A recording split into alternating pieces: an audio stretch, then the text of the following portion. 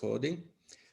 So welcome to PaxEuropean, the podcast about peace and prosperity in Europe. We are very honored to have a very special guest, the father of the Slovak economic miracle and the former deputy prime minister of the Slovak Republic, and also a key reformer of Ukraine in the last 5 years.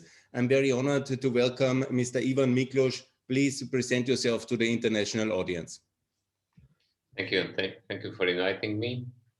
And it is a pleasure and honor for me to be here and to speak with you.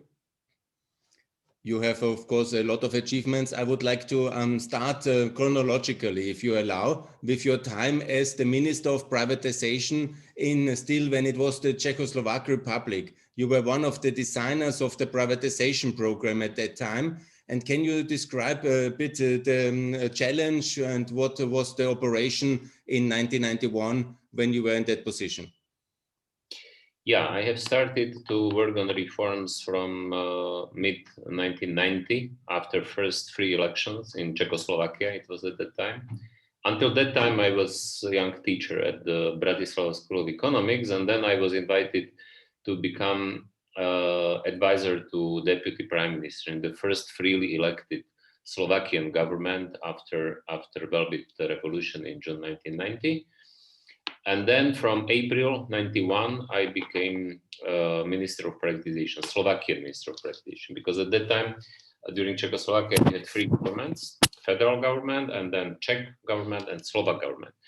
And privatization agenda was managed only on the Republican level, which means it was no federal Ministry of Privatization. It was one at the Czech Republic, another one in Slovak Republic, and we cooperated together and we managed privatization agenda together with Federal Ministry of Finance. Václav Klaus was at that time Federal Minister. The biggest challenge in privatization was that in Czechoslovakia, almost everything, 99%, even more, of the economy was state-owned during communism, which means not like in Poland or in Hungary. In Hungary, there was from end of 60s, from 70s, there was small business privately owned. In Poland, there have been the farmers, private farmers, all the time during communism. In Czechoslovakia, similarly, like in Bulgaria or Soviet Union, everything was nationalized, everything was state-owned. Which means after breakdown of communism, it was one of the priority was to speeding up the private sector, and of course, because it was no capital in the country, it was taken decision that part of the privatization program will be also voucher privatization, non-standard privatization, which the main idea was to give property to every adult person by using vouchers, which have been sold by symbolic price. Another method of privatization, which was the first one, was so-called small privatization. Small privatization was organized by public auctions.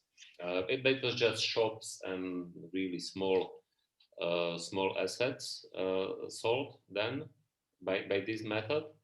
Then another method was restitution, which means the returning property to those who have been from whom property was nationalized after communist revolution in 1948.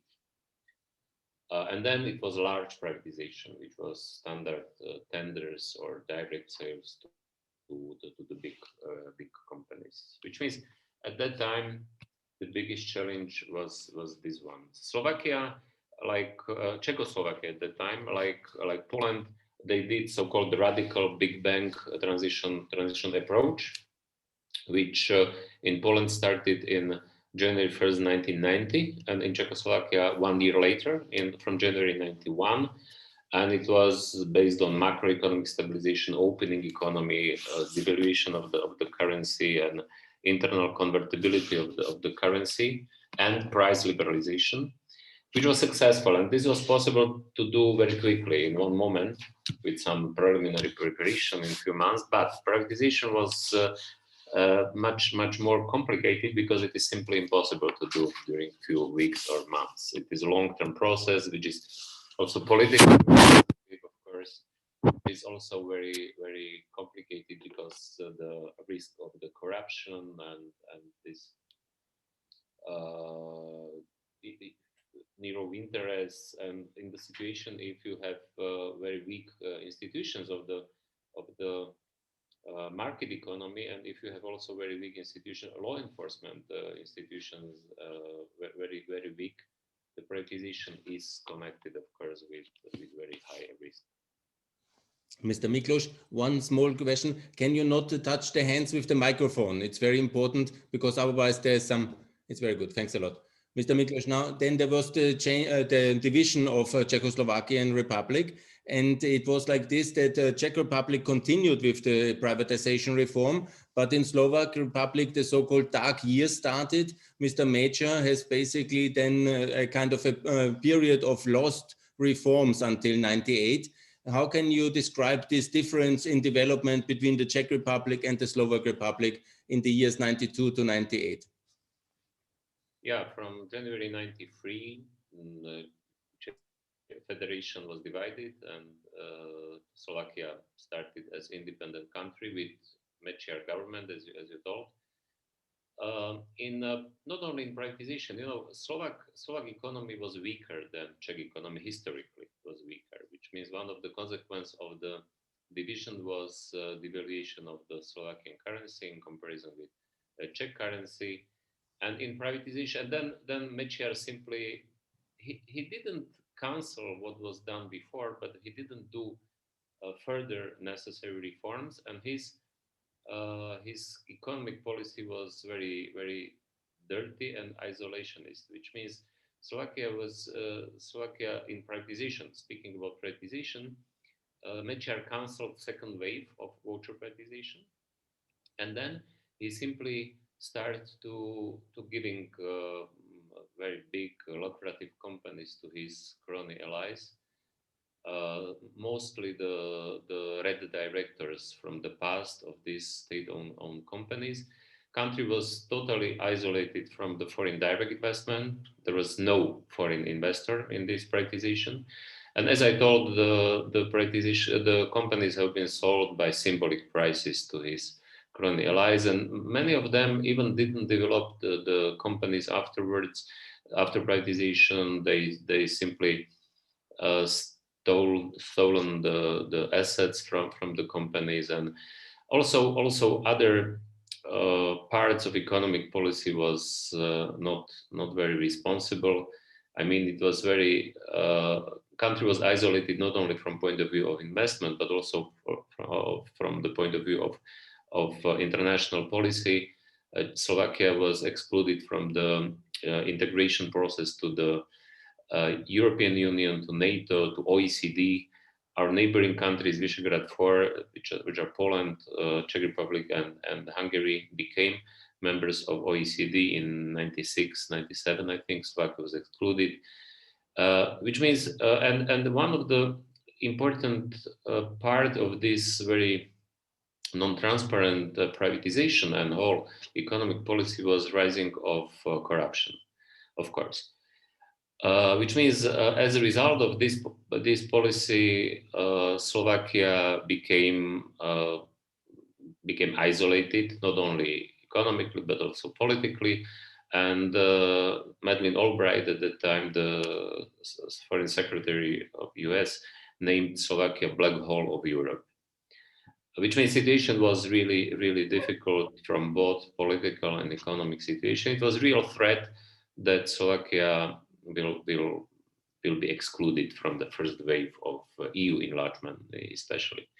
And then political change in 98, election results in 98 changed this, and very broad coalition of the parties which had this it was 9 political parties which had one common strong goal, and it was catching up other Visegrad 4 countries for entering European Union, especially and the NATO, and finally this first Zorinda's government in 98-2002 achieved this main goal.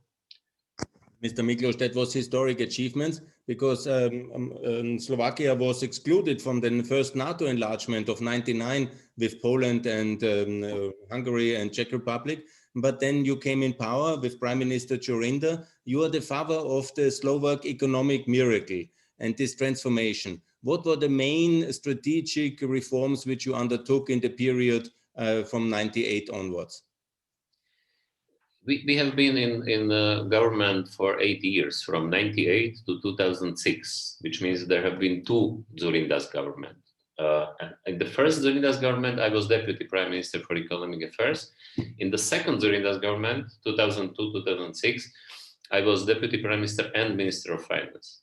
And especially this second Dzurinda's government was the most reformed government in the world at that time, as World Bank named us.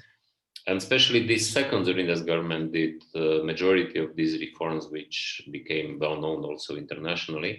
Because first Dzurinda's government, 98-2002, it was very broad. As I said, it was 9 political parties, also former communists have been there, and it was very difficult to do more radical reforms at that time. At that time, the biggest achievement and the most important priority for the government was catching up other Visegrad 4 countries in EU integration and NATO enlargement, OECD. OECD was the first achievement of the first Dzurinda's government. We entered OECD in 2000. In the second Dzurinda's government, situation was much better for doing reforms because composition of the government was much better. There were only 4 political parties. All these 4 political parties have been center-right, and they agreed on the necessity to use this window of opportunity and to provide economic reforms to not only catching up our neighboring countries, but to be the most successful. One of the reasons was that we have been lagging behind, not only during Mečiar, but also historically, and that was the reason why we had to do much more than other countries. The most important reforms in this second Dzurinda's government have been following. Public finance reform, which means to have sustainable and sound public finance, also to have strict methodology, European methodology, and to cleaning the system of public finance. And also reduce, and it was kind of overall goal was to increase economic freedom, which means reduce also the role of state in the economy. Then second reform was fiscal decentralization, which was strengthening competency and responsibility also of the local and regional self-governments, and to provide them with very strict rules and predictable rules. What are their incomes, own incomes, then central incomes, how they're distributed, and to give them more power, but also more responsibility for their economic development. Third, very important reform, and maybe the most famous reform, was tax reform, which really radically changed the old tax system. Main principles have been simplicity, neutrality, non-distortion, reducing direct taxes, partially compensating this by increasing indirect taxes, and cleaning the system, which means canceling almost all exceptions, deductions, special rates. This was the third reform. Another important reform was labor market reform, based on strengthening flexibility of the labor market, which means creating much easier conditions for hiring, but also firing of the employees. Then it was social system reform, based on philosophy that the best social policy is to have job, and to reduce possibilities and space for misusing social system, which means motivating people to be active, to work, to find job. Another important reform was pension reform, based on creation of the secondary pillar, which means saving pillar, capitalization pillar, because the system before was based only on the pay-as-you-go system, which was from the long term unsustainable. And the last important reform was healthcare reform, which really radically changed the very, very ineffective and very, very, very poorly operating healthcare system.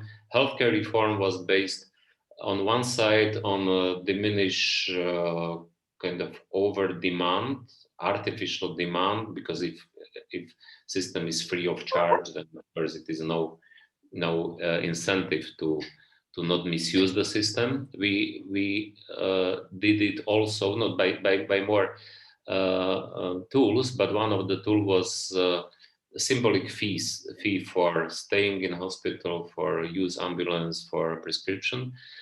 But much more important was second part of healthcare reform, which was reducing overcapacities and increasing efficiency and motivation for hospitals and healthcare providers to provide it more effectively. And most important was that this package of reform had been prepared very, very quickly. During 2003, almost all legislation was passed. And then from 2004, this almost all package was implemented, and it really started work in different way. And as a result of these reforms, Slovakia, as I have mentioned, was named the most reformed country in the world. It was a very, very, very high interest in Western countries at that time, because it was just 1 year before entering of these new EU member states to European Union, which means interest of the Western audience was much higher at that time. And Slovakia, for instance, changed also its image and perception in the eyes of investors very quickly. From the black hole of Europe, as I have mentioned, it was in 97, in 93, 94, 95, Slovakia was considered to be economic tiger, Tatra tiger, have been some titles in the Western media. And thanks to this, we also significantly increased also foreign direct investment influx. And one of the consequences of this is that from the country which didn't produce personal cars during communism, for instance, and in the beginning of 90s, we became, and we still are, #1 in the world by producing personal cars per capita. Mr. Miklos, these reforms made you world famous as one of the leading reformers of Europe, and they were also very significant. Can you describe the effect of the budget revenues? Was it basically because of the flat tax reform? Did you lose budget revenues, or did you increase the budget revenues? Yeah, it was very interesting. In absolute terms, we significantly increased budget revenues, significantly. But at the same time, as share to GDP, we reduced it, because GDP was growing really, really very quickly, and incomes have been growing also, but not so quickly as GDP. Which means I can give you exact number, which is maybe the most interesting. Between 2000 and 2008, our public sector as share of public expenditures to GDP was reduced from 52% to 38%. But at the same time, during the same period, our public revenues increased, real public revenues, which means clean from inflation, increased by 75%. Which means you can see on one side that the share of public sector was significantly reduced, but at the same time, the public revenues and public expenditures also, in absolute term, increased significantly, which means it was more money for everything necessary. So significant more revenues, and also on the foreign direct investment. What was the transition and what was the position of the Slovak Republic before the flat tax? And what was the effect in terms of inflows of foreign direct investment into your new country with a flat tax of 19%? Yes, simply from at least in, if we compare Visegrad 4 countries, we have been, before doing these reforms, we have had the least FDI influx, the lowest amount. After this, we had the highest amount per capita. very nice. It is possible to see on rating of the country. Standard and Poor's international rating of Slovakia in let's say in 2000 was 3 levels below Polish rating and 4 levels below Czech and Hungarian level in 2000. In 2005, we had the best rating, 1 level above Czech and Hungarian and 2 levels above Polish investment rating. You can see on this that of course then as a result of this, also perception of the country was changed, in general perception and in eyes of investors. Maybe the most effective marketing tool was this flat tax and tax reform, because in just before entering European Union, it was from May 1st, 2004. There have been some criticism of our tax reform from the leading European politicians. It was at that time Gerhard Schröder, German Chancellor, or Nicolas Sarkozy, who was at that time finance minister in France, or Goran Persson, who was prime minister of Sweden. All of them criticized. They didn't explicitly told about Slovakian tax system, but they thought Slovakian and Estonian system, because Estonia and Slovakia had the most radical simplification in the system and reduced, especially profit tax, corporate income tax. And as this criticism, they told that it is tax dumping and unfair tax competition. And as a result of this criticism, it was, of course, very, very high interest of journalists, Western journalists and audience in Western European countries. And I had, as finance minister at that time, I gave every week at least 1-2 interviews to big Western newspapers and weekly and daily. And of course, I explained that this is not true. I explained what we did, how we did, what are the results then in 2004, because it started work from January 1st, 2004. And for business, of course, they liked it, which means investors, business people, they understood that this is good for economy, and it had a very, very, very, quick effect. A very nice example is also how it influenced changes in corporate tax rate in Austria. Because in Austria is a neighboring country for Slovakia. Vienna and Bratislava are two closest capitals in Europe. And before we did this reform, Austrian corporate income tax rate was 35%. And there have been some proposals for reducing it to 31. The most radical were for 29. But immediately after we did it, after we imposed 19%, Austria reduced it from 35 to 25%, which means it is a nice example how this tax competition really works. Mr. Miklos, thanks a lot in the name of the Austrian taxpayers and the Austrian economy. That was really very important for us as well. Let me ask you about the social equality and the social welfare effects, because some criticize that the flat tax is leading to inequality and it's leading to kind of only the rich get richer. What's your argument on that one? What was the effect on the ground in the Slovakian distribution of wealth? Yeah, this was very important, of course, too, because we did it, of course, in the conditions of parliamentary democracy, and we didn't want to make something which will be good only for rich people. Which means what we did in reality, the 19%, because many times people don't understand what in reality flat tax means. Flat tax means the same marginal rate of the personal income tax and corporate income tax. But very important is this word marginal. In reality, in corporate income tax, it is clear. Every income is taxed by the same 19%. But in personal income tax, we had also, before tax reform, we had tax-free income, which means first income, which is not taxed at all. And what we did, we tripled this tax-free income, which means finally, a real effective tax rate for personal income tax was 19% only for the rich people. For poorer people, for significant part of low-income people, effective rate was 0, because their income was lower than tax-free income. After tripling tax-free income, those whose salary was less than median, or 90% of median, after reform, they didn't pay any personal income tax.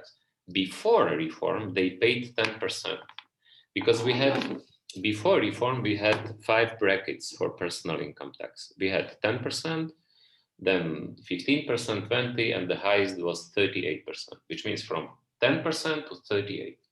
Low income people paid 10%. But after tripling tax-free income, those people didn't pay anything, which means they paid 0. And by this method, we, of course, significantly reduced the rate, effective tax rate for high-income people, because before they paid 38%, after reform, they paid only 19%, which means half. But also for low-income people, because those who paid before 10% and also 15%, they paid, those who paid 10%, they paid nothing after reform. And those who paid before 15%, they paid now maybe 1%, 2%, 3%, because it was coming, effective tax rate came from 0, for many people 0, and then continuously to 19%. This was very important, which means relatively the least beneficial was this new tax system for middle income people, because also before they paid 20%, but also they paid less, because this their income, before they paid 20%, but the sum which they deducted, the tax commitment, was lower before. We increased this. But the relative positive effect for middle income people was the least in comparison with high income people and low income people. But nobody paid more after this revolution, after this reform. And very important is that thanks to economic growth, employment growth, these positive effects, which have been different, but bigger for high-income people and low-income people. But then when the reform started to grow much more quickly, and incomes and so on, and tax areas have been reduced, then finally positive effect was bigger and bigger in next years. Mr. Miklos, what was the effect on economic growth of your tax reform and also on the reduction of unemployment? Very positive economic growth. We had after doing these reforms, our economic growth was highest in Europe. In 2006, we had about 8.5%. In 2007, Slovakian economic growth was 10.7%, which means the highest. Then, of course, financial crisis and economic crisis, global financial economic crisis came. And after recession, again, we have been one of the highest growing economy. Unemployment also. Unemployment before reform was almost 20%. After doing these reforms and achieving this high economic growth, the unemployment came down around 8 to the level about 8-9%, which means less than half of the pre-reform period. I mean, all of these figures which you can compare have been very, very positive. Mr. Miklos, then in 2004, you were the Deputy Prime Minister when your country entered NATO and also when you entered the European Union. How did it feel, this kind of historic achievement to bring your country into NATO and the European Union? Yeah, it was of course very important. It was, for us, it was the most important political goal to be part of the Euro-Atlantic community. Also because we have our own historical experience, but also because we know that such a small country in the middle of Europe is dependent on the close cooperation. Is also from economic point of view, we are extremely open economy, which means membership in this Euro-Atlantic family is for us something which is the most important. But very important and interesting is that also thanks to these kind of reforms, we are now the only country, Visegrad 4 country, which is member of the Eurozone, which means from 2009, January 1st, 2009, it was during Fico's government, but all these preconditions for entering the Eurozone have been prepared during first and especially second during this government, when we took political decision for the membership and to do all necessary preconditions for fulfill this economic criteria. And then because growth of economy, very steep growth of economy and very sound economic development, it was much easier to fulfill all these preconditions. In 2004, there was the Orange Revolution in Ukraine. And I remember then your Prime Minister Dzurinda, coming to Vienna to the birthday of Chancellor Schüssel. And I was personally there. And he told to Schüssel, please, you have to help Ukraine to join also European Union. And also Austria should consider also the flat tax, or at least to cut income taxes. But unfortunately, both was not to be. So what's your perspective also when you can say on the Austrian foreign policy on Ukraine? Would it have been wise to grant EU potential candidate status to Ukraine already at that moment? I don't know if already at that moment, it is but of course, no doubt that for EU, for Austria, and especially for Slovakia, Ukrainian membership in European Union could be very, very beneficial. And finally, if we are speaking in comparison with Austria, you as Austrian knows very well that you know very well how beneficial it was for Austria the entering Czech Republic, Slovakia, and Hungary to European Union, which means I'm deeply convinced that this is kind of win-win strategy, and it could be beneficial for Ukraine as well as for other EU countries. But of course, today's situation is much more complicated. We know why. And of course, the biggest part of this homework has to be done in Ukraine. This is also speaking about tax reform in Slovakia, in Estonia, if it is possible to use in Western countries like Austria or Germany. In principle, I think it is possible. And there's another interesting story, which is maybe not well known. I will mention. When we did this tax reform, when I was Minister of Finance, and we already had at that time first results, because as I told, the tax reform was started from January 1st, 2004. And sometimes in 2005, in spring, 2005, April, May, Angela Merkel visited Bratislava. And she was, at that time, she was leader of CDU, but in opposition at that time, because there have been elections in autumn 2005. And she, of course, met the Prime Minister, but she had also a meeting with me as Finance Minister. And it was planning time for the meeting half an hour. Finally, it was 1.5 hours because she was really, really interested on tax reform. And she asked me also very concrete technical questions. And we had really nice discussion. I explained her not only on the theory, what is the principle, but also I showed first the results of this reform. And then she told, after our meeting in the press conference, that she was very, very impressed by reforms which we did, and particularly by tax reform.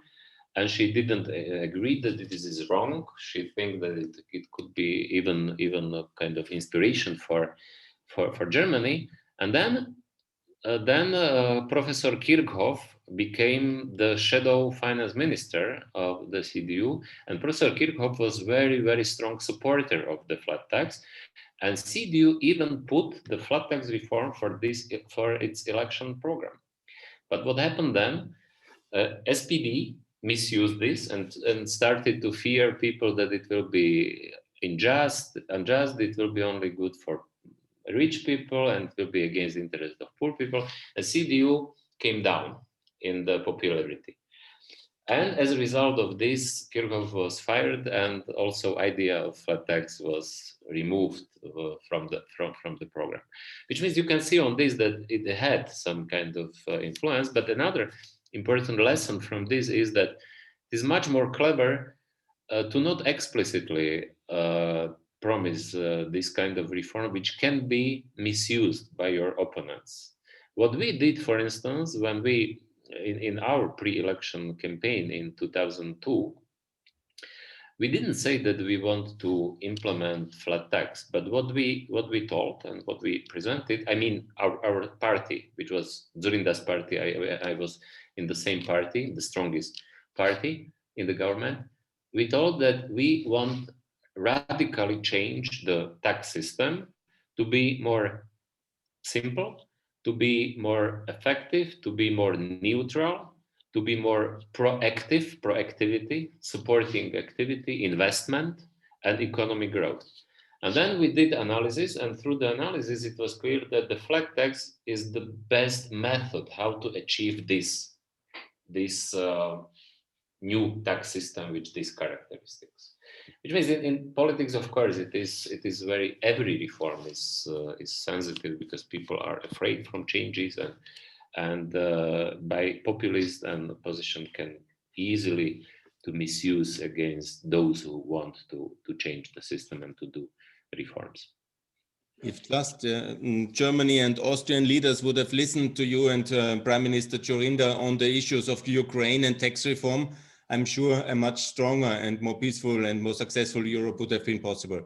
Mr. Miklos, let me ask you about the achievement of joining the Eurozone, because it's quite extraordinary. You mentioned already that Slovakia is the only country of the Visegrad which is already member of the Eurozone. And how was the process going? And what is the success of joining the Eurozone for Slovakian Republic? Yeah, we came to the conclusion at the beginning of the second Zurinda's government, so in 2002, 2003, that for Slovakia it will be the best to become member. As you maybe know, the first country, I mean post-communist country, which entered Eurozone was Slovenia, which did it, I think, 1 year before Slovakia. Why? Because we came to the conclusion that for such small open country and economy, which is which the share of our foreign trade with the European Union was almost I don't remember exactly, maybe 80%, and the majority of this was trade with Eurozone countries, especially Germany is the biggest trade partner. It could be very beneficial for country to become member of monetary union. First reason is that it is illusion that such kind of small and open economy have really independent monetary policy. Doesn't have, because big players, I mean investment funds, for instance, have much more money and influence to influencing your currency rate than your national bank. Another important reason is that there's a well-known benefits of the monetary union is that you are reducing transaction costs, especially if you are such open. So foreign trade is such oriented to these countries. Transaction costs are significant part, and reduction of transaction costs of the benefit. Then another is stability of the currency.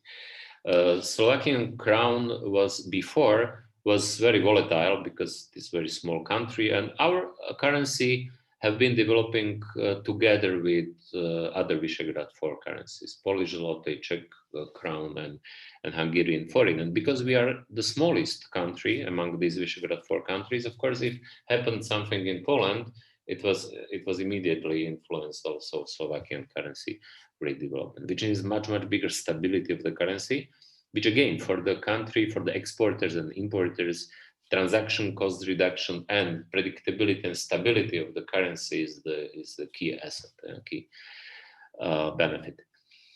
And of course that every coin has two sides, and of course that there have been some possible costs of this. First one was that it was kind of fear of the increasing of prices after changing the currency. It was eliminated, or at least significantly reduced this risk by this dual pricing And and then another risk which came after Greece crisis, of course, was the cost of sustaining euro. But at that time, it was not considered as real. Now it is part of the cost. But for small and open economies, still, I think, even in new conditions of the after Greece crisis and all these potential threats of sustainability of the eurozone, still it is for small and open economy, it is better solution. And I think good evidence of this is that also Baltic countries entered, and Baltic countries entered after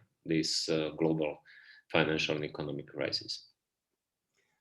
Mr. Miklos, in 2010, you became Minister of Finance again, so you were a member of the Eurozone group as well, of the steering committee. My question is why, and because of your geographic situation, I would also like your understanding, your explanation, why the Czech Republic, Poland, Hungary, Romania have not made the decision for joining the Eurozone up to now, because Croatia, Bulgaria have decided and they will join now. But what is the problem? What are they waiting for, basically?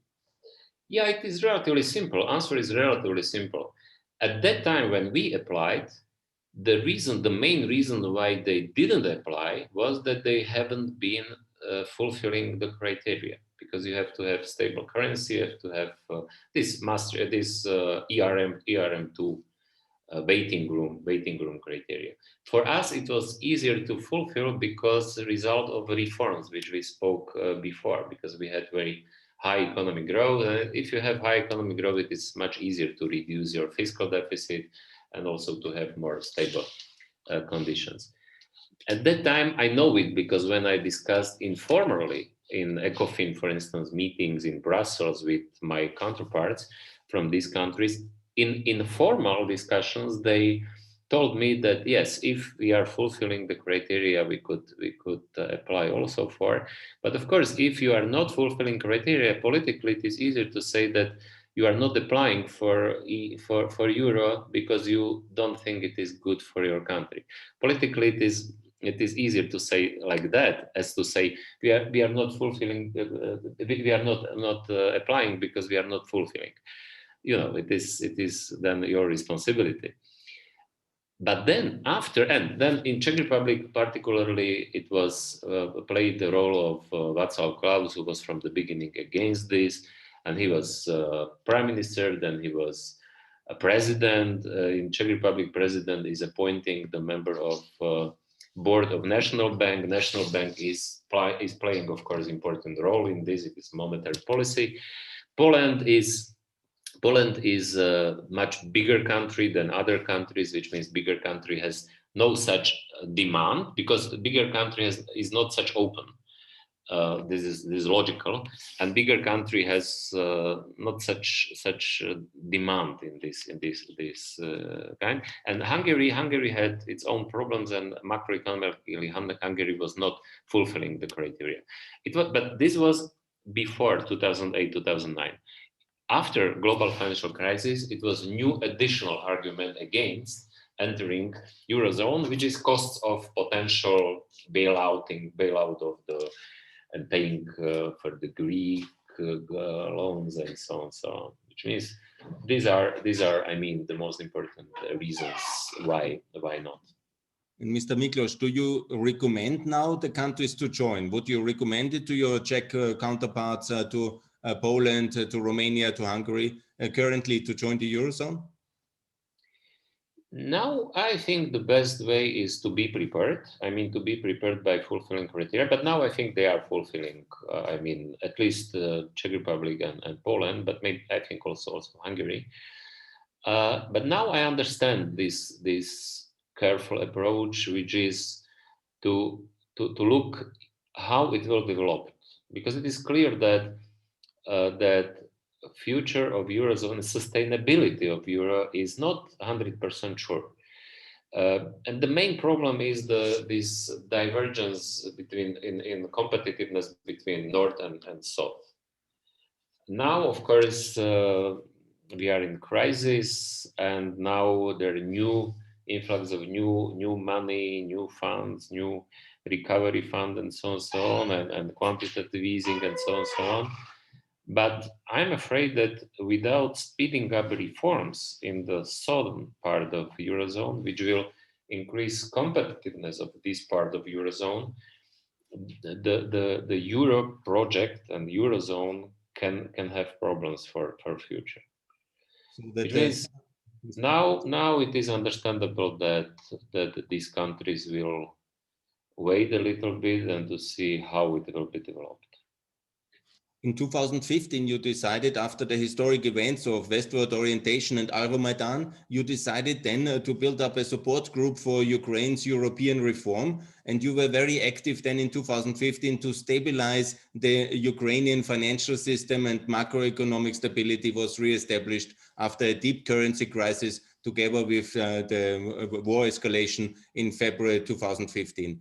Can you explain a little bit what were your main interventions and what was your Slovakian input into European Ukraine? That would be very interesting for our audience. Yeah, I think the reason why I was asked to advise them, to advise post-Maidan Ukrainian governments, was particularly our reform experience and reform results. Because Ukraine, after Euromaidan in 2014, was in similar situation like Slovakia after Mečiar. Ukraine's situation was even more complicated, more difficult, but there have been some similarities.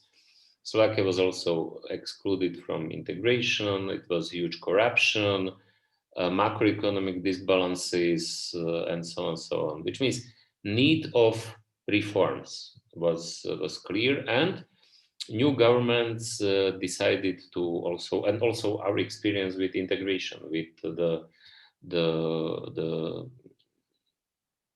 overcoming this gap with other countries and speeding up the integration ambition. Which means simply saying speeding up integration and speeding up reforms, which was necessary demand for Ukraine. It was the reason why I was asked.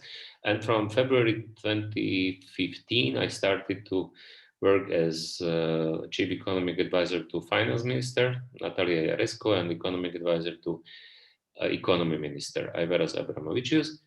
And then after some reshuffling of the government in April 2016, I became Chief Economic Advisor to Prime Minister Groisman. And Leszek Balcerowicz, famous Polish reformer, at that time was advisor to President Poroshenko.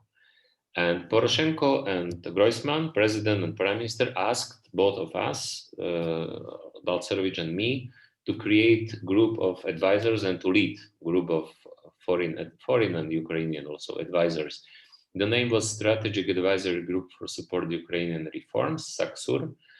And for 1 year, we have been together with Leszek, we have been co-chairman of this SACSUR group.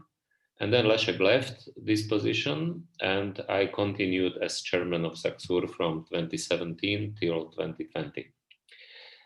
Which means I continued also after change of the government in 2019 when Oleksiy Honcharuk became new prime minister, and I left this position in April 2020, when Honcharuk and his government was dismissed. And not only Honcharuk, but also Finance Minister Markarova, Economy Minister Milovanov, who I cooperated, who I worked closely with.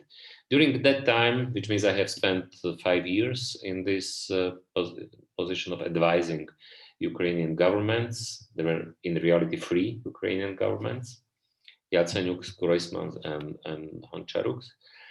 Our role was to give especially these strategic advices, which means the most important advices in political economy of reforms, mainly because we had, both Leszek and me, we had a practical experience and a lot of practical experience and also theoretical knowledge about how to do this, how to speed up this. And we had in this group, SACSUR, we had a few Polish experts, former Minister of Interior, for instance, and men with very, very good experience from healthcare reform in Poland, Jerzy Miller.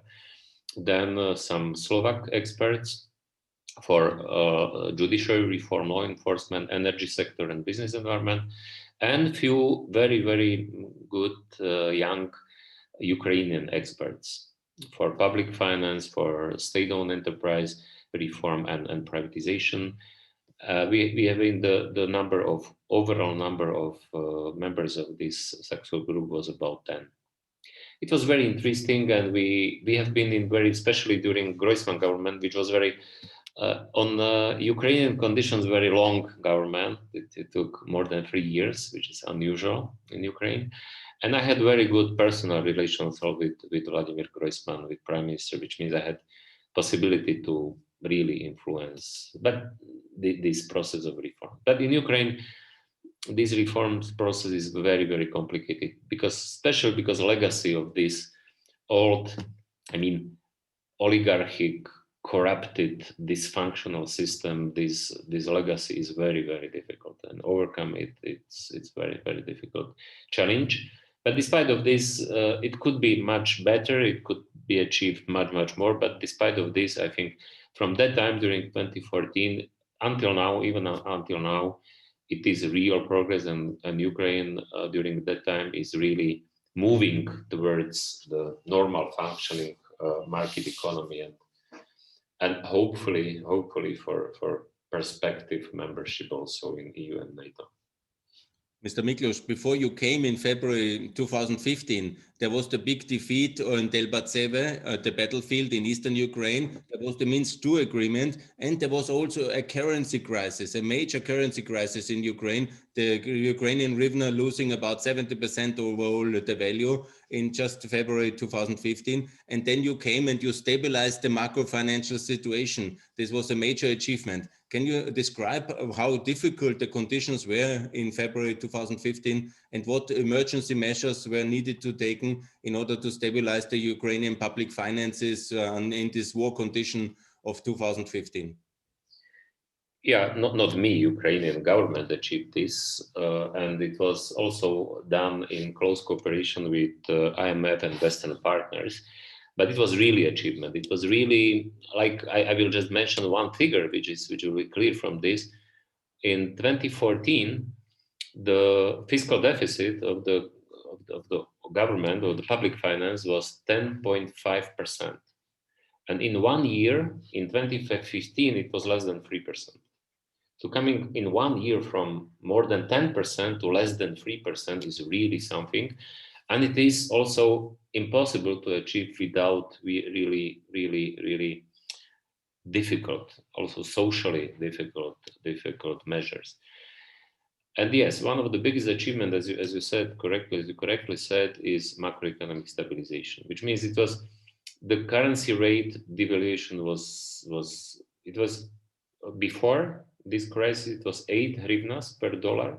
It came to 25 hryvnias per dollar, which means 300%. Yeah? And of course, one of the short consequences was also increase on inflation, because the all import price was increased 300%, which means inflation in these first years was about 50-60%. But then it was stabilized. Now Ukraine has really professional, and maybe the best, the most reformed institution, not maybe, surely, is National Bank, which means central bank until today is, and central bank did tremendous job. They changed the fixed system to floating, and they stabilized in the conditions of floating. Today, hryvnia is stabilized. They cleaned up the banking sector. In Ukraine, there have been almost 200 banks, both state-owned and privately owned, more privately owned. More than half of these banks have been closed. The biggest bank, privately owned bank, private bank, was nationalized, because otherwise it came to the bankruptcy. And it was, in all this banking sector, was the tool of the corruption and stealing money from public sector and so on. This was now it is completely different situation. Foreign currency reserves are now 5 months of import at that time. What you have mentioned in 2014, the on the account of state was $10,000, which means it was a really severe situation. And the biggest achievement was this macroeconomic stabilization. It was possible. It was the biggest achievement of the Yatsenyuk's government. It was government which came to power after at the end of 2014, after elections, parliamentary elections, and they did everything this until beginning of 2016, this was the most difficult period, and government did really a lot at that time. And it was difficult politically, socially, for people, not only for the government, for people it was extremely difficult. One of the major achievements was also to reform and open the Ukrainian land market. You were a leading advocate to have a European style land market in Ukraine. Can you describe your contribution to that one?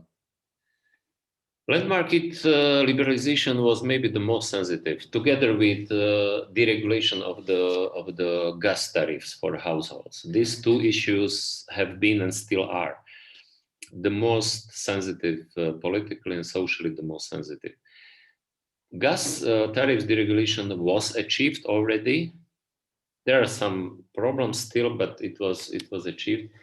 The land liberalization was only partially achieved. A law was passed finally after many years of struggle, negotiations.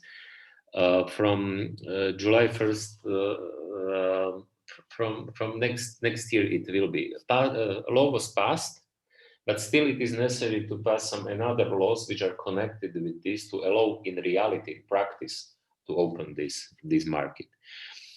The problem is that these issues, especially land market liberalization, is connected with the very, very strong demagogy and populism from those who are fighting against. Especially the leader in fighting against this very famous Yulia Tymoshenko, who is simply misusing these fears among people that Ukraine has the most valuable and the most fertile soil in Europe and in the world is Chernozem, and they are simply majority of people still, unfortunately, are afraid that if it will be open, this possibility to sell the land, it will be misused by oligarchs, by rich people, by foreigners. Foreigners will buy everything, and then they will be this family silver will be lost. Which means still it is struggle, still system until now, when it was impossible formally to sell, was hugely misused by speculants, by those who received this land for renting only. Especially these large agro holdings are benefiting from this, of course, because if owners have land but they cannot do anything else like to give in renting, then of course price of rent are very low. And what happened in Ukraine also, it is very interesting that in somewhere in 2000 or 2001, Ukraine decided to give land free of charge to all adult people who worked in the Soviet kolkhozes and sovkhozes.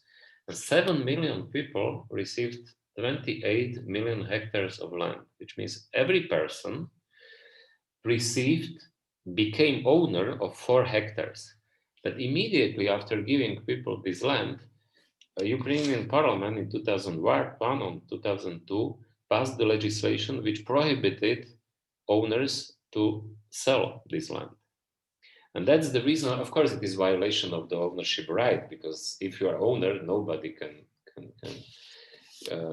cancel your possibilities to sell it. And then, of course, it created a lot of space for speculations, and it is big obstacle for doing business on this land, of course.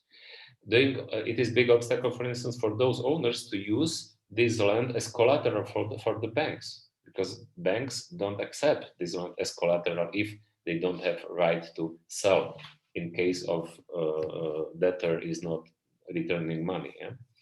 Which means it is really this situation is really very, very bad. It is really detrimental for using potential for investment in agriculture, for regional development, for creating family farms, for instance, and doing business and so on, for creation of small and medium farmers.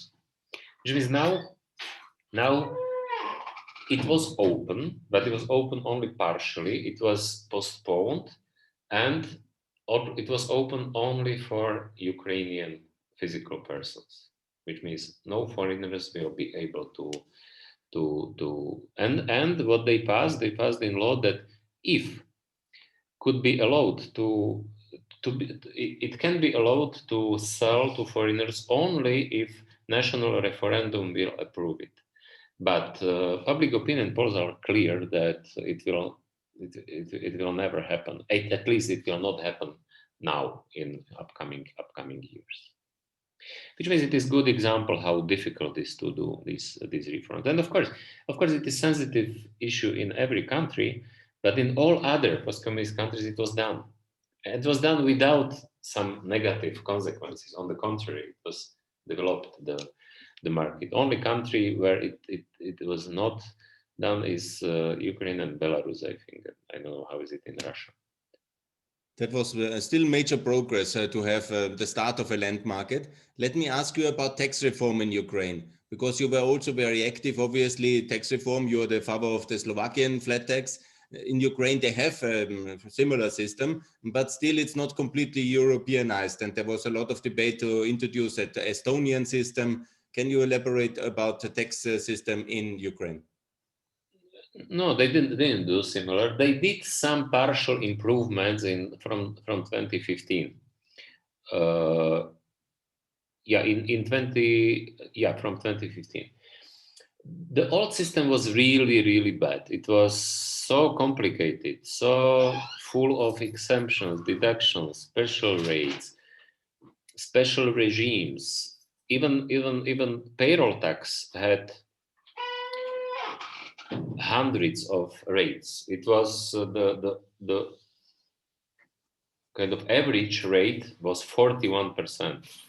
This was the biggest positive change that from after reform from 2015, there is now only rate 22%, which means they cancel all these different rates for different professions and so on, and they reduced it. But on the half level of average rate before, it was really good step and it really simplified. Then they relatively simplified also other direct taxes, which means corporate income tax and personal income tax, but only small cosmetic changes. And what is the biggest problem of Ukrainian tax system is so-called uproszczenka. It is in Russian or Ukrainian language. In English, it is simplified tax system, which is originally it was created for small undertakers, for the old ladies on the market who are selling the vegetable and so on. But then it was expanded. It was in 90s and during Yanukovych. And then even very high paid professionals and even legal subject companies could use this system. And just for comparison, if in Ukraine you have now 22% payroll tax and average personal income tax is somewhere around 15 and 19%. Let's say 18%. Together, 22 plus 18 is 40%. Which means tax burden on labor is 40% approximately. Those who are under simplified tax system are paying less than 10% together. Payroll tax, and before it was like 2%, then 4%. There have been different groups. And what then happened? Of course, almost everybody is who can use the simplified system is using this, which means then you have almost all medical doctors in the private hospitals, lawyers, IT specialists, experts. All of them are on this system. and they're paying almost nothing. Yeah. Not only then companies, it was also for companies up to 50 employees, I think it was, or up to some turnover. What happened? This mid-time, even big companies have been artificially divided to more smaller companies to go under this, and that even in shopping malls, the cashiers are on this. And then, of course, those who cannot use this, they have to pay 40%, and it is very detrimental for free and fair competition. They are not competitive. They are forced to use this as well. And you have, then system is very, very unjust, very non-transparent, tax areas and are huge, and so on, so on, so on. And it's simply impossible to change this because there's so many people on this that they're so influential that any kind of, we had attempt when I was advisor to Natalka Jarisko, the finance minister, we proposed to cancel this. Simply impossible to pass through. And now we can see, then of course it creates a lot of other problems, corruption, the wages in envelopes, and now even new initiatives. What now Ukraine is very successful in IT sector, and even still it is very growing, this IT sector, especially outsourcing of the big international companies there, because labor force is still relatively cheaper and people are educated and qualified. And now Ministry of Informatization and Digitalization is proposing to have even another special tax regime with even lower taxes and payroll tax, especially for IT companies, to attract more of them. Which means finally you are even more destroying, or government is even more destroying this tax system, because it will be not the simple, it will be not neutral, it will be not non-distortive, but on the contrary. Which means tax system, as a result of this, Ukraine still has very, very high proportion of the shadow economy. By the different estimates, there is between 40 to 60% of GDP is shadow economy, which is a huge number. So what is your recommendation for the best Ukrainian tax system? They are in vicious cycle, because people are saying, okay, we could pay more. Those who are in this Poroshenko, they're saying we could pay more, but not 40%. I mean, payroll plus.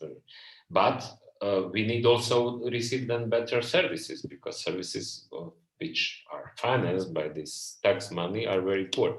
But then it is vicious cycle. It is necessary to reduce, but to have system which will be obligatory for everybody. The same conditions for everybody, and simplified system with no accounting, or much more simpler accounting, and even lower rates is possible, or maybe even necessary to sustain, but only for those specific uneducated people with a very simple activity, like selling the vegetables from your in the market on this kind of, but not for the IT specialists, lawyers, doctors, and so on. So you would like to say what rate is the perfect one for Ukraine in terms of corporate tax and income tax? If everybody will pay, then they will have much more money with 10%, yeah, with maybe 8% from corporate income tax, as they have today with 18%.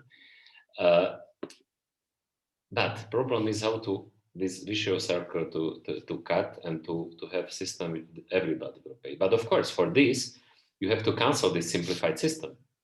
If you will not cancel this simplified system, you will never achieve this goal, because tax areas are huge today.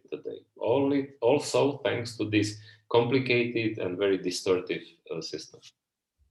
Mr. Miklos, there is a big debate in Europe about the future of Ukraine in the European Union. Unfortunately, some countries are not in favor.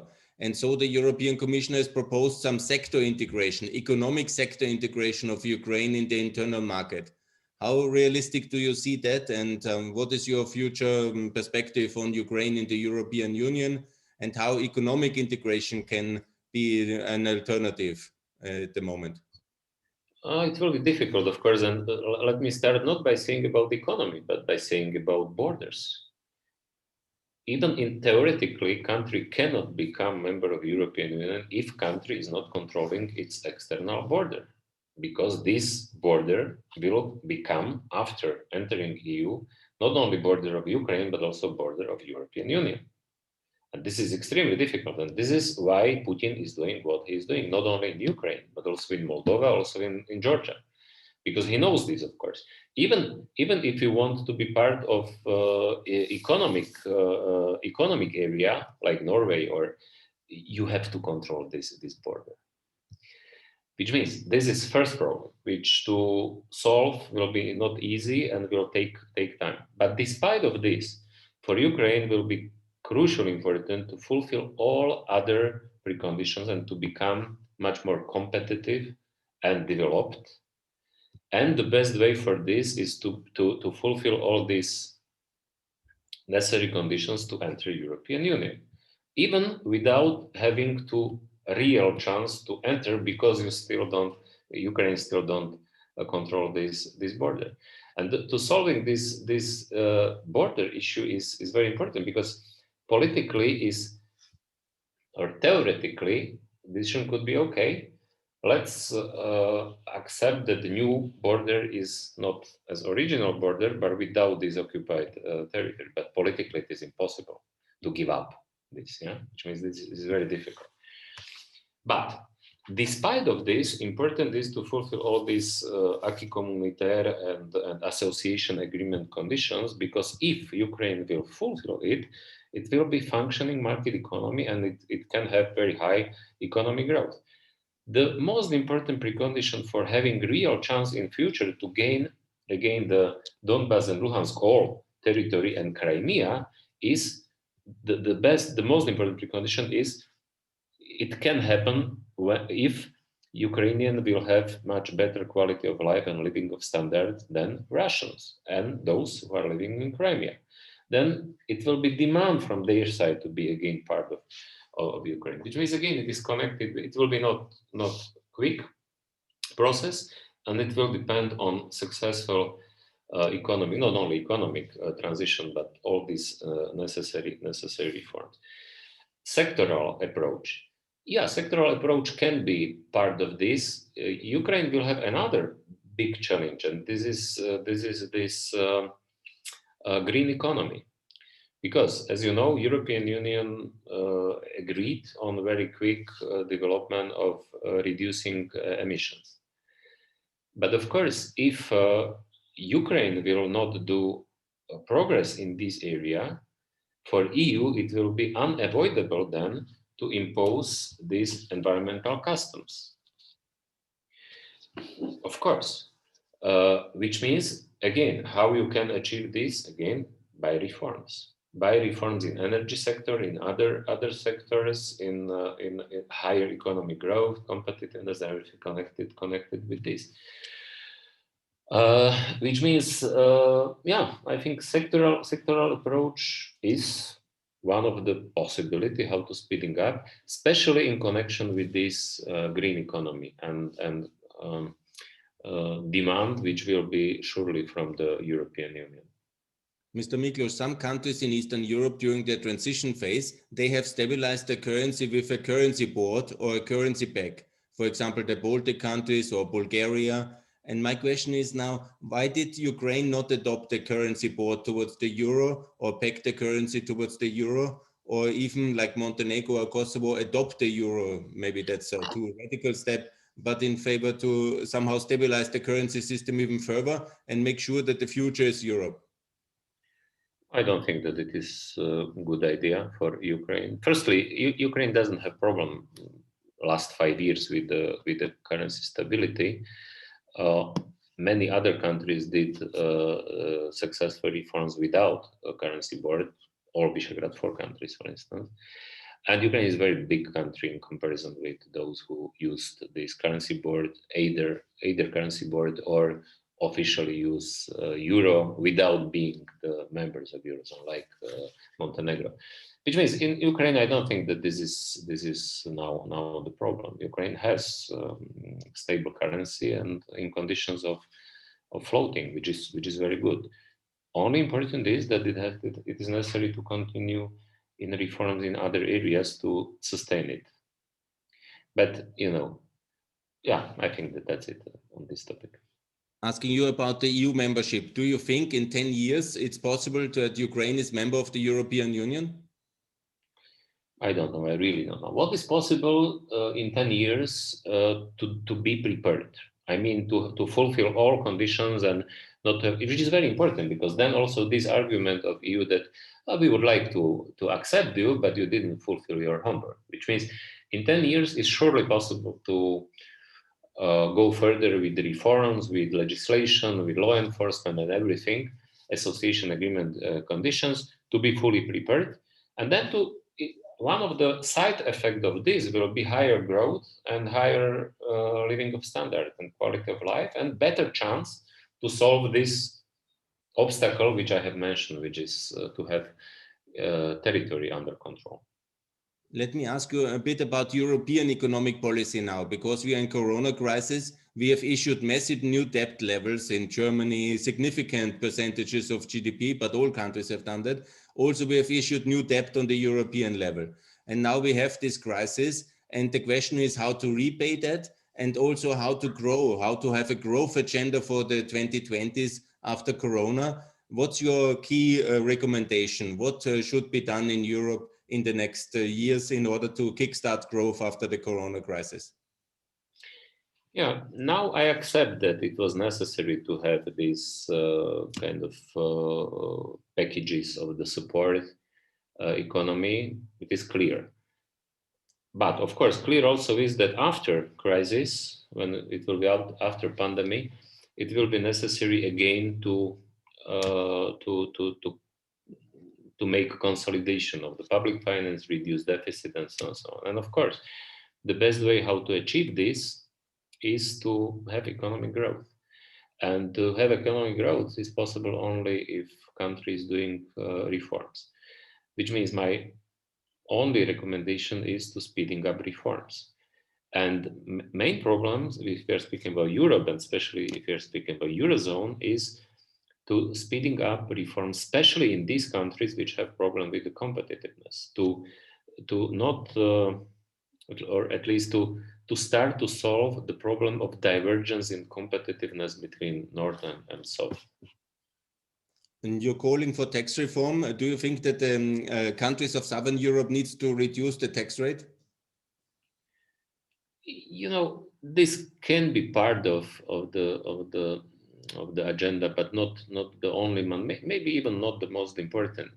It has to be complex reforms which are improving business environment, which are attracting investment, which are increasing labor market flexibility, which is maybe even more important than taxes. Regarding tax reforms, it will be another pressure from the opposite side. Maybe you have heard that Janet Yellen just a few days ago announced that the US should initiate some global corporate income tax harmonization and to have some global minimum profit tax, which is, I think, very unrealistic and even very dangerous idea. Unrealistic because this is not only about tax rate. We have seen, especially in comparison, and it is very nice comparison between, for instance, Ireland and Germany. And I have in my book some figures from, I think it was from 2005-06. Now it is different, they're relatively different. But at that time, at the beginning of 2000, Ireland had 12%, still has corporate income tax. Germany at that time had 38%. At that time, now it is less. But the share of public revenues from the corporate income tax in Ireland was 3.6% of GDP. In Germany was 1.2% GDP. You understand? Which is, but the problem is not what is the rate, but also what is the base. And if you have low rate, but if you exclude all exceptions, deductions, special rates, and your base is broader, then with lower rate, you can receive much, much more. And effective tax rate is not what is the rate, but how much money is collecting from this. Which means how you can have global minimum tax rate if you don't have global and the same tax base. And to having the same base means that every country has to have the same, every country in the globe has to have the same very complex tax legislation, because how many and in which areas you have deductions, special rates, it is written in very complex tax legislation. Which means this idea is simply unrealistically from position of to how to implement this. Yeah, and I'm not speaking about how to agree this. Which means I don't think that, because now let's say like that now situation is different as it was at the beginning of 2000 when we did our tax reform. Now you have, even in countries like Slovakia and other countries, it will be more difficult to save this low taxation in this new situation, which means it has to be very very complex problem, and competitiveness is not possible to reduce only on tax system. Mr. Miklos, you have brought your country into the OECD. There is now this debate about tax commutation, tax harmonization. A new Australian Minister of Finance is now the Secretary General, Director General of OECD. Do you expect there will be a debate about tax harmonization against tax competition within the OECD countries in the coming years? No, discussion surely will be, but I don't think that, from the reasons which I have mentioned in answering the previous question, I don't think that it is possible to achieve some kind of. It is possible to achieve harmonization. I can imagine tax harmonization in indirect taxes, in VAT, for instance, and because there are this rationale behind of this, but you can see how difficult it was even inside of European Union, which has common market. And we still don't have harmonization of the VAT, value-added tax. So on corporate taxation and income taxation, you are for a competitive growth model. Yeah, on one side competitive, but on the other side model which will reduce possibility for escaping from the taxes, for tax havens, and for other violating of this. Or another very very relevant question is how to taxing these multinational corporations which are doing real business in many countries, and then paying taxes only in few which has the lowest rate. Which means this is relevant discussion which is necessary to have, even necessary to have changes in this regard. Allow me also, because you have been so long time in the Slovakian government, also because of from Austria, we are very interested what happens in Slovakian government. And I would be interested, do you see a more stable phase of the Slovakian government now coming up, and also some reform effort again?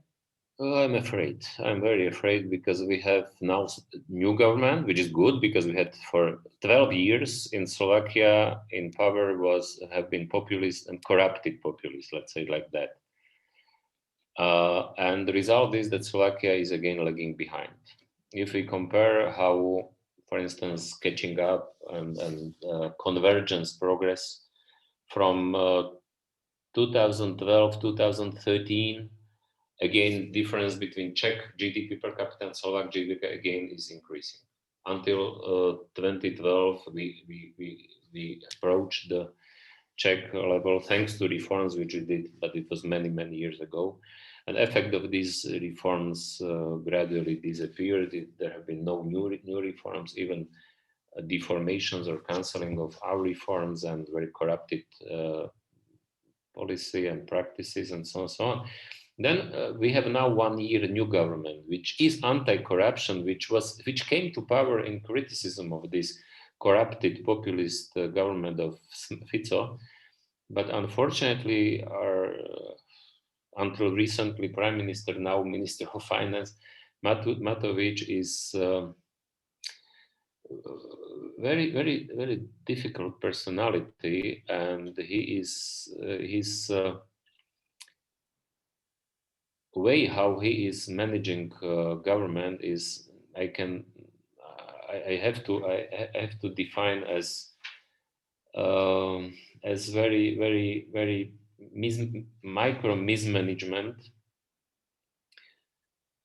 very chaotic micro mismanagement, and thanks to this, he had to resign for the position of prime minister. He is now finance minister and deputy prime minister, and his finance minister and deputy prime minister became prime minister. But in reality, he is the most politically powerful personality because he is still chairman of the biggest coalition party, and he has full support of this fraction of his party in the government. Which means I am very afraid how this government will be able to do necessary reform. They are declaring that yes, they prepared some nice document which have been prepared by the experts. This recovery plan, EU recovery plan, which now we will receive a lot of money also through this plan, but also through this regular European structural funds. But I'm very afraid how it will work, because mainly because this chaotic mismanagement. Mr. Miklos, I would like to close with a positive statement and say that you have, in just few years of reforms, achieved so much for Slovakia and also for Ukraine that you really contributed a lot to have a stable Central and Eastern Europe. I thank you very much for your time in this interview. It was very, I think, intensive and clear economic history, 20 years of your contribution. I want to thank you very much, and I hope that you will be available also in the future for your reform, the Slovakian miracle, to be also in other countries similar successful in the coming years, because we need your advice very much in Europe, because it's difficult decade to come. And we need, I think, this growth model, this competitive model, that's very important for all European countries. Thank you very much for your interest. And Thanks. goodbye. Goodbye, Ginter. Close now the recording.